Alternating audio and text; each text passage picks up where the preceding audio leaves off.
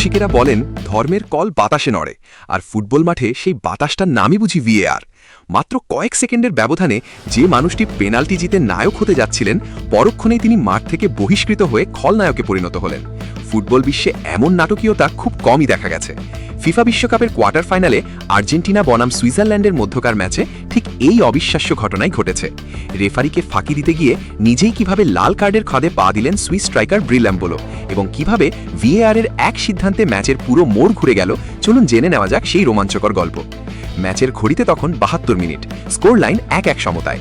Argentina ও সুইজারল্যান্ডের quarter ফাইনালের এই লড়াই তখন উত্তেজনার চরম চূড়ায়। ঠিক তখনই ঘটে সেই ঘটনা। হঠাৎই বেজে ওঠে রেফারির বাঁশি। প্রথমাংশে গ্যালারির সবার মনে হয়েছিল আর্জেন্টিনার একজন ডিফেন্ডার ডিবক্সের ভেতর ফাউল করে বসেছেন।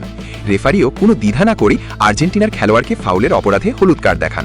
সুইস সমর্থকেরা যখন পেনাল্টির উল্লাসে মাতোয়ারা, ঠিক তখনই প্রযুক্তির দুনিয়া মনে করিয়ে দিল সব চকচকে জিনিসই শোনা হয় না। আচমকাই আসে ম্যাচের সবচেয়ে নাটকীয় মোড়।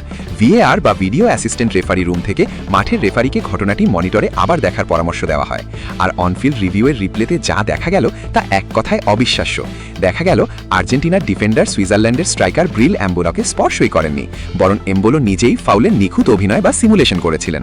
তিনি চাতুরতার সাথে রেফারিকে বিভ্রান্ত করার চেষ্টা করেছিলেন, যেমনটা সর্বকালের সেরা বাস্কেটবল তারকা মাইকেল জর্ডান একবার বলেছিলেন, fake it until you make it. কিন্তু ফুটবল মাঠে প্রযুক্তি থাকতে এই চালাকি খাটানো যে কতটা বিপজ্জনক তা এম্বোলো টের পেলেন হাতে নাতেই। ভিডিও মনিটর দেখে রেফারি নিজের ভুল বুঝতে পারেন এবং মাঠে ফিরেই সিদ্ধান্ত বদলে দেন। আর্জেন্টিনার খেলোয়াড়ের হলুদ কার্ডটি সাথে সাথে বাতিল করা হয়। কিন্তু নাটকের আসল টুইস্ট তখনও বাকি ছিল। প্রবাদ আছে না, চোরের 10 দিন তো সাধুর একদিন।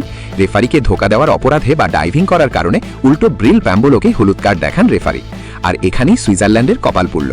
ম্যাচের শুরুতেই এম্বোলোর নামে অলরেডি একটি হলুদ কার্ড জমা ছিল, ফলে এটি হয়ে যায় তার ম্যাচের দ্বিতীয় হলুদ কার্ড। আর ফুটবলীয় নিয়ম অনুযায়ী ব্যাক টু ব্যাক 2 হলুদ কার্ডের মানেই হলো সরাসরি লাল কার্ড। রেফারি পকেট থেকে লাল কার্ড বের করতেই স্তব্ধ হয়ে যায় পুরো সুইস শিবির। মাত্র কয়েক সেকেন্ডের ব্যবধানে ফাউলের শিকার হওয়া ভুক্তভোগী থেকে কার্ড পাওয়া অপরাধীতে পরিণত হলেন এম্বোলো। এই একটি ভিএআর সিদ্ধান্তেই পুরো ম্যাচের চিত্র 180 ডিগ্রি ঘুরে যায়। 11 জনের শক্তিশালী সুইজারল্যান্ড মুহূর্তেই নেমে আসে 10 জনে। আর ম্যাচের শেষ ভাগে এসে একজন বেশি খেলার একচেটিয়া বাড়তি সুবিধা পেয়ে যায় বর্তমান বিশ্ব চ্যাম্পিয়ন আর্জেন্টিনা। এটাই হলো আধুনিক ফুটবলে ভিএআর বা প্রযুক্তির আসল শক্তি। একটি ভুল সিদ্ধান্ত শুধরে দিয়ে এটি শুধু একজন নির্দোষ খেলোয়াড়কেই বাঁচায়নি, বরং পুরো ম্যাচের গতিপথ আর ভাগ্যও বদলে দিয়েছে। প্রিয় দর্শক, প্রবাদ তো বলে যেমন কর্ম তেমন ফল।